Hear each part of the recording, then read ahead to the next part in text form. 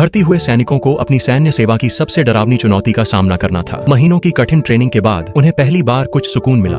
कटोरे दर कटोरे मुलायम सफेद टोफू पुडिंग, ऊपर से लाल मिर्च की चटनी मेस हॉल के कर्मचारियों द्वारा ताजा परोसी गई। स्वादिष्ट खाने को देखकर सभी सैनिक ललचाने लगे।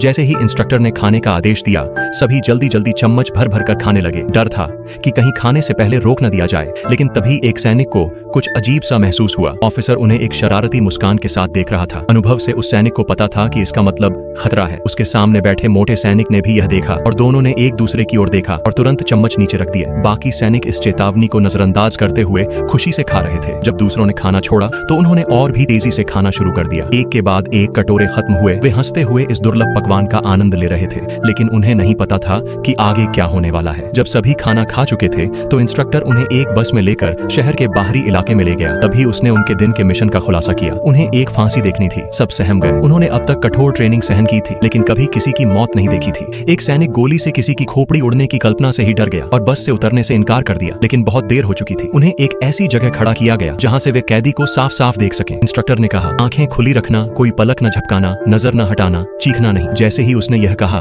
कैदी को लाया गया और घुटनों के बल बिठाया गया।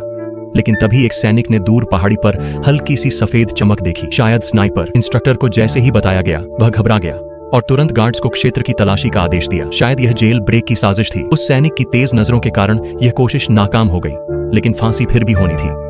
वापसी के रास्ते में सभी अंदर से हिल चुके थे, खासकर वे जिन्होंने कई कटोरे टोफू पुडिंग खाई थी। एक सैनिक को इतना खराब लगा कि उसने कसम खा ली कि अब कभी टोफू नहीं खाएगा। लेकिन कहानी यहीं खत्म नहीं हुई। कैंप में लौटकर उन्हें फिर से मेस हॉल ले जाया गया। इस बार खाने में ब्रेस्ट पोर्क था।